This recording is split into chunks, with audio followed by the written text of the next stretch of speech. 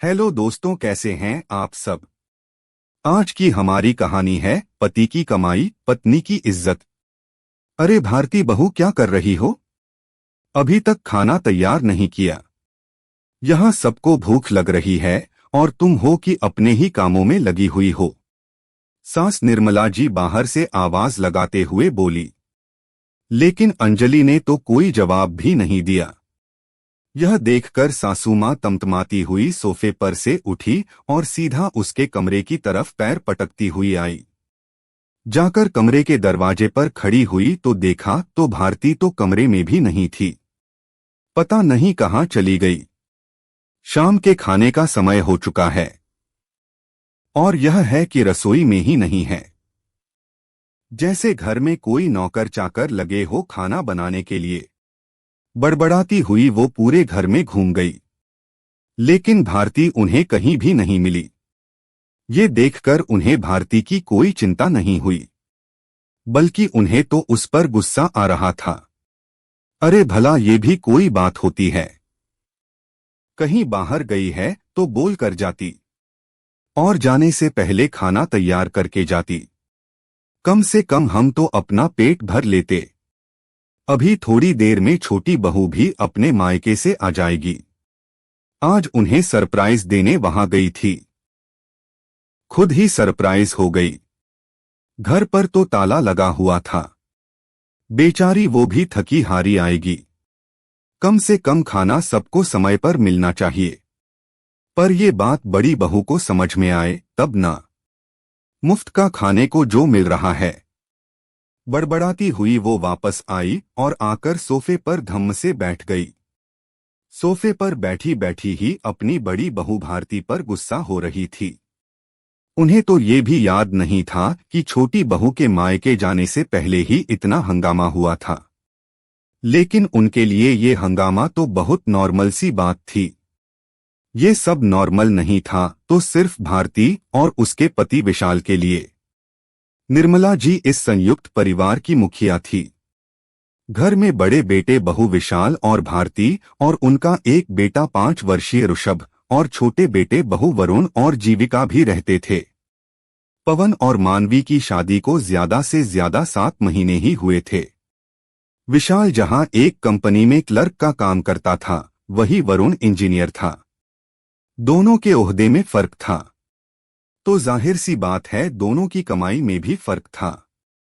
और ये कमाई का फर्क घर में भी सिर चढ़कर बोलता था।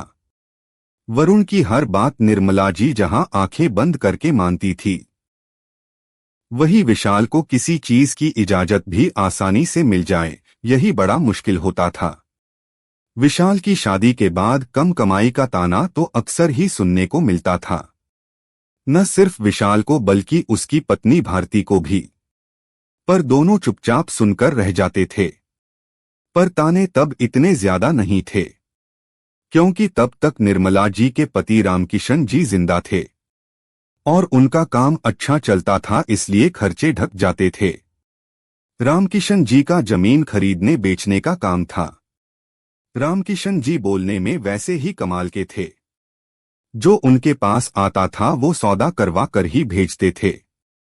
ऐसा नहीं है कि रामकिशन जी ने विशाल को अपना काम सिखाने की कोशिश नहीं की।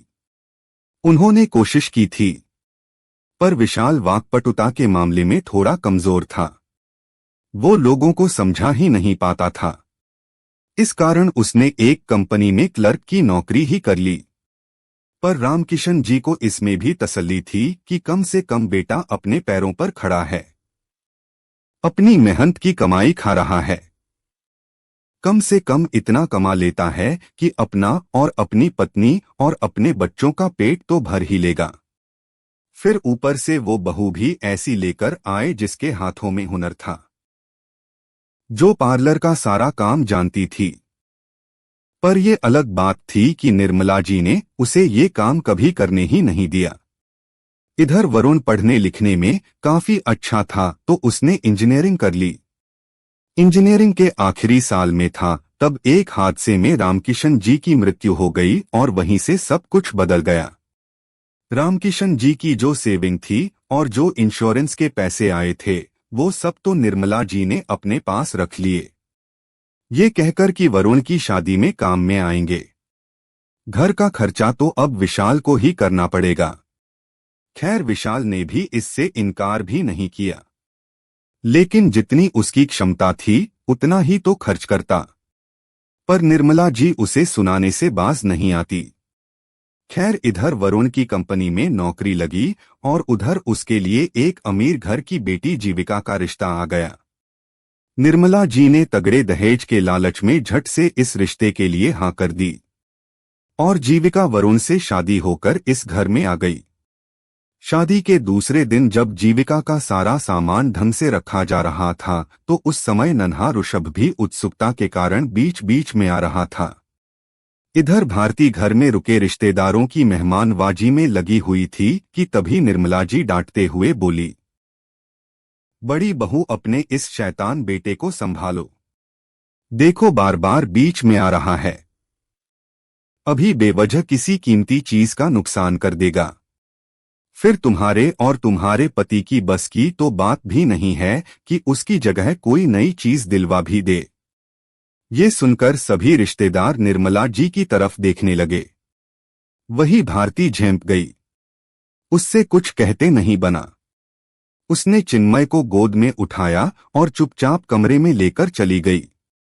इधर विशाल ने भी सुना तो उसको भी इस बात का काफी बुरा लगा, लेकिन जब माँ ही ऐसा कहे तो क्या कर सकते हैं, इसलिए विशाल चुप रहा। पर धीरे धीरे जीविका को समझ में आने लगा कि इस घर में भारती और विशाल की नहीं चलती। पवन की कमाई अच्छी है इसलिए पवन के खिलाफ सुभद्रा जी कुछ नहीं करती, तो जाहिर सी बात है कि अब मानवी का सिक्का ही इस घर में बोलेगा। बस ये बात मानवी के दिमाग पर हावी हो चुकी थी, इसलिए उसने घर के कामों में भी कोई खास रुचि नहीं दिखाई।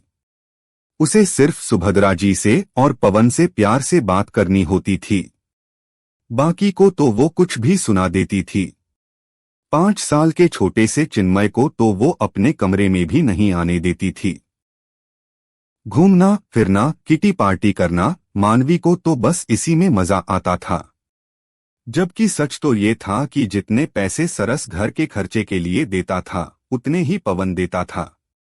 हाँ, बस कमाई पवन की ज्यादा थी, इसलिए उसका सिक्का सुभद्रा जी के सिर चढ़कर बोलता था। एक दो बार अंजलि ने उसे घर के काम के लिए कहा भी तो सुभद्रा जी ने हंगामा कर दिया। अब कम से कम कमाई इतनी नहीं है तो घर के कामों में तो मदद कर ही सकते हो, खर्चे तो तुमसे बराबर होते नहीं हैं, और घर के कामों में भी तुम्हें रोना आता है। अब आज की ही बात लो, मानवी को पवन के साथ अपने मायके जाना था तो तैयार होने के लिए उसने अपना सूट निकालकर पलंग पर रखा था और हाथ मुंह धोने बाथरूम में चली गई थी। घर के सारे सदस्य बाहर बैठे हुए थे। अंजलि रसोई में काम कर रही थी। तभी चिन्मय खेलते खेलते उसके कमरे में आ गया। जब कमरे में आया तो देखा ड्रेसिंग टेबल पर परफ्यूम की बोतल रखी हुई थी। उसे बोतल का डिजाइन इतना सुंदर था कि वो उसे देखने उसके पास चला गया और बोतल उठाकर उसे देखने लगा। अभी उसे उलट पलट कर देख ही रहा था कि उसके हाथ से वो बोतल छूटकर गिर गई और गिरते ही टूट गई। आवाज सुनकर मानवी दौड़ती हुई बाहर आई। बोतल टूटी हुई देखकर और चिन्मय को उसके पास खड़े देखकर मानवी का गुस्सा 7वें आसमान पर पहुंच गया और उसने चिन्मय को थप्पड़ दे मारा। जोर का थप्पड़ गाल पर पड़ते ही चिन्मय रोने लगा। शोर सुनकर सब लोग कमरे में आ गए। ये देखकर मानवी ने गुस्से में कहा, भाभी संभालती क्यों नहीं है आप अपने इस नालायक बेटे को, देखिए कितना नुकसान कर दिया है इसने। कहती हुई मानवी चिन्मय को दूसरा थप्पड़ मारने ही वाली थी कि अंजलि ने उसके हाथ रोक दिए और चिन्मय को अपनी गोद में लेकर बोली, मानवी वो बच्चा है, गलती हो गई उससे, इसका मतलब ये नहीं कि तुम उसे बार बार मारो। गलती हो गई, आपको पता भी है ये परफ्यूम कितना महंगा आता है। मानवी गुस्से में बोली। देखो मानवी, चिन्मय बच्चा है, उससे गलती हो गई। पर तुम तो मैं आपको शांत रखो। सरस बीच में बोला। भैया क्या शांत रखें? वो गलत नहीं कह रही है। ये परफ्यूम की बोतल इतनी सस्ती नहीं आती है, काफी महंगा परफ्यूम है। आपको क्या पता, आपने कभी अपनी जिंदगी में इस्तेमाल भी किया है इसे। अचानक पवन बीच में बोला। ये देखकर सरस हैरान होकर उसकी तरफ देखने लगा। अरे इन्हें क्या पता, सब कुछ मुफ्त का जो मिल रहा है। तुम कमाते जाओ, ये लुटाते जाएंगे। इनकी औकात इतनी ही है बस। मानवी बीच में बोली। बस करो मानवी, तुम्हें शर्म नहीं आ रही कि तुम अपने जेठ से बात कर रही हो? ओहदे और उम्र दोनों में वो तुमसे बड़े हैं, सम्मान के अधिकारी हैं। अब की बार अंजलि ने कहा। माफ करना भाभी, माना कि ओहदे और उम्र में छोटी जरूर हूं, पर कमाई के मामले मेरा पति आप लोगों से बड़ा है। इसलिए अपनी आवाज जरा नीचे करके ही बात करना मुझसे। वैसे भी घर में जिसका पति अच्छा कमाता है उसी की तूती बोलती है, मानवी ने कहा। ये सुनकर अंजलि और सरस ने सुभद्रा जी की तरफ देखा तो सुभद्रा जी बोली। अब क्या बात का बतंगड़ बनाए जा रहे हो तुम लोग? जाओ जाकर अपना काम करो। नहीं मम्मी, आज मुझे जानना है कि मेरा इस घर में क्या स्थान है। क्या तुम्हारी छोटी बहू को हक है कि वो मुझसे और मेरी पत्नी से इस तरह से बात कर सकती है? सरस ने कहा। सुभद्रा जी ने पवन की तरफ देखा और बोली।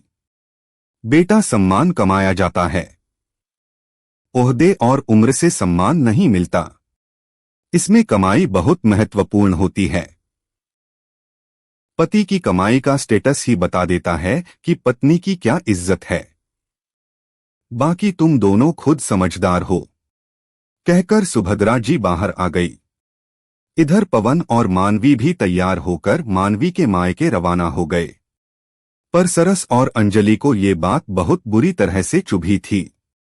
खैर थोड़ी देर बाद पवन और मानवी भी घर आ गए और आते से ही बोले। मम्मी, बहुत जोर से भूख लग रही है, फटाफट से खाना लगवा दो। अरे वो महारानी घर पर हो तो खाना बने ना, अभी तक तो खाना ही नहीं बना है।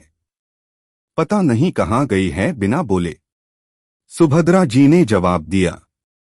हे भगवान, बहुत जोर से भूख लग रही है, तुम कुछ बाहर से ऑर्डर कर लो, मुझसे तो भूखे नहीं रहा जा रहा, कहकर मानवी भी वहीं सोफे पर पसर गई। अभी पवन मोबाइल निकालकर ऑर्डर करने ही जा रहा था कि इतने में अंजलि चिन्मय को लेकर आ गई। उसे देखते ही सुभद्रा जी बोली।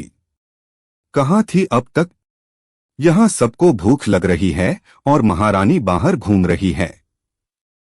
पता नहीं है क्या ये सबके खाने का वक्त है। अब फटाफट रसोई में जा और सबके लिए खाना बना। मम्मी जी, आपकी एक बहू और भी है, उसे कहिए वो बना लेगी, कहकर अंजलि अपने कमरे में चली गई। तब तक सरस भी घर में आ गया था। उसे देखते ही सुभद्रा जी गुस्से में तमतमाती हुई बोली। ये आज तेरी पत्नी के इतने पर कैसे निकल आए जो खाना बनाने से इनकार कर रही है? घर में नौकर चाकर लगा लिए क्या तुम लोगों ने? नहीं मम्मी, हमने नौकर चाकर नहीं लगाए हैं, बल्कि हमने अपने रहने का बंदोबस्त कहीं और कर लिया है। वैसे भी हम अपने खर्चों का बोझ आप लोगों पर नहीं डालेंगे। आपने इतने दिन मुझे और मेरे परिवार को पाल लिया, उसके लिए बहुत बहुत धन्यवाद। बस इससे ज्यादा मैं आपका एहसान नहीं झेल पाऊंगा, कहकर सरस भी अपने कमरे में चला गया। दूसरे दिन सरस और अंजलि दूसरी जगह शिफ्ट हो गए, पर सुभद्रा जी या पवन में से किसी ने उन्हें रोकने की कोशिश नहीं की।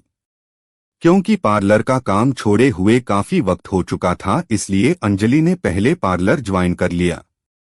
1 साल वहां काम करने के बाद फिर अपना खुद का पार्लर खोल लिया। दोनों पति पत्नी मिलकर कमाते भी थे और अपनी सेविंग भी करने लगे थे।